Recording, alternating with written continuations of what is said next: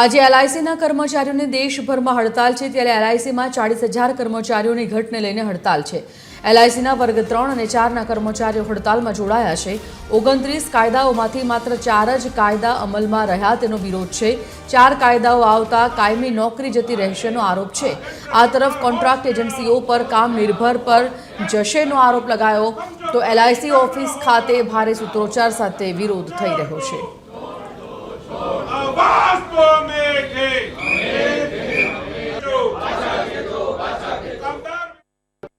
આજે એલઆઈસી સહિત બેંકના દેશના કર્મચારીઓ હડતાલ ઉપર ઉતર્યા છે અને પોતાની પડતર માંગણીઓ લઈ અને જે હડતાલ કરી રહ્યા છે। રાજકોટની એલઆઈસી ખાતેની કચેરી છે, મોટી સંખ્યામાં એલઆઈસીના કર્મચારીઓ એકત્રિત થયા છે અને પોતાનો વિરોધ કરે છે। પોતાની માંગણીઓને લઈને વિરોધમાં જોડાય છે। આ દ્રશ્યો જે જોઈ રહ્યા છો કે અત્યારે જે મોટી સંખ્યામાં એલઆઈસીના કર્મચારીઓ છે વિરોધ કરી રહ્યા છે, સૂત્રોચ્ચાર સાથે કરી વિરોધ કરી। અને શું નામ આપનું?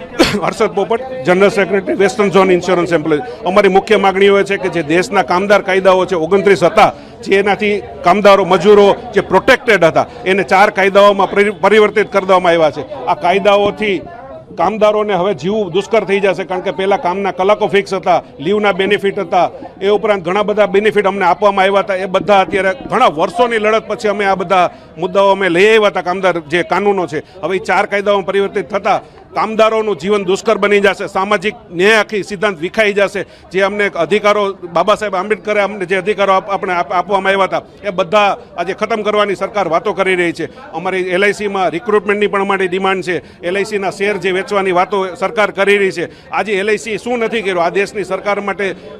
એલઆઈસીએ હંમેશા ભોગ આપ્યો છે, હંમેશા ઇન્વેસ્ટમેન્ટ કર્યું છે। આ દેશના વિકાસમાં એલઆઈસીએ ખૂબ જ ઇન્વેસ્ટમેન્ટ કર્યું છે, પણ આ જ એલઆઈસીને આજે સરકાર ખતમ કરવા માગે છે, કારણ કે સરકારને કોઈ પણ પીએસયુ નથી જોતા, સરકારી ક્ષેત્રો નથી જોતા, બધું પ્રાઇવેટ કરી નાખવું છે અને અલ્ટિમેટલી આ દેશના જે કંઈ છે એ બધું વેચી નાખવું છે।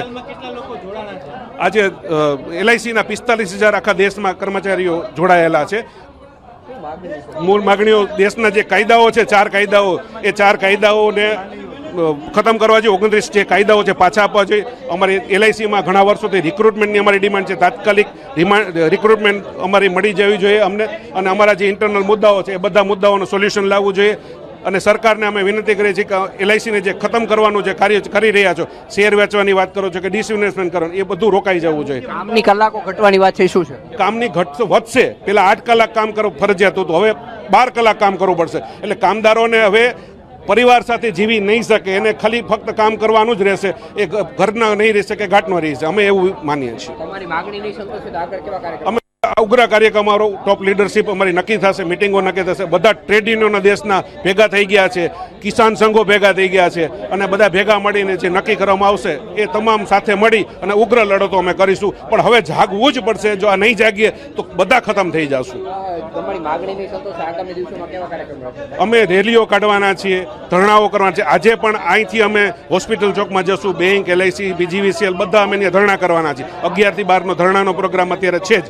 આખા દેશમાં અત્યારે રેલીઓ નીકળી રહી છે, ધરણાના પ્રોગ્રામો થઈ રહ્યા છે, આ બધા પ્રોગ્રામો ચાલી જ રહ્યા છે। આજે કિસાન સંઘે તો ભારત બંધનું પણ, કારણ કે આપને ખ્યાલ છે કે અમેરિકા સાથે ટ્રેડ ડીલ થઈ એનાથી ખેડૂતોને બહુ મોટું નુકસાન જશે, તો એ લોકો પણ આજે ભારત બંધનું એલાન આપ્યું છે અને એ લોકો પણ આજે રસ્તાઓ પર છે। તો આજે દેશનો આમ નાગરિક જે ત્રસ્ત છે, મોંઘવારીથી ત્રસ્ત થઈ ગયો છે, ગરીબીથી ત્રસ્ત, બેરોજગારીથી ત્રસ્ત થઈ ગયો, આ બધા આજે રોડ ઉપર છે, બધા આજે હડતાલ ઉપર છે, આજે બધા આંદોલનમાં છે। આ હતા જે એલઆઈસીના જે જુદા જુદા કર્મચારીઓ છે તે પોતાના આજે દેશભરમાં જે હડતાલ છે તેમાં રાજકોટ પર જોડાયું છે અને પોતાની માગણીઓ નહીં સંતાય તો આગામી દિવસોમાં જુદા જુદા કાર્યક્રમો આપી અને પોતાનો વિરોધ છે તે યથાવત રાખશે, તે વાત પણ નકારી શકાય નહીં। કેમેરામેન રવિ ચાવડા સાથે રવિ મોટવાણી, TV13 રાજકોટ।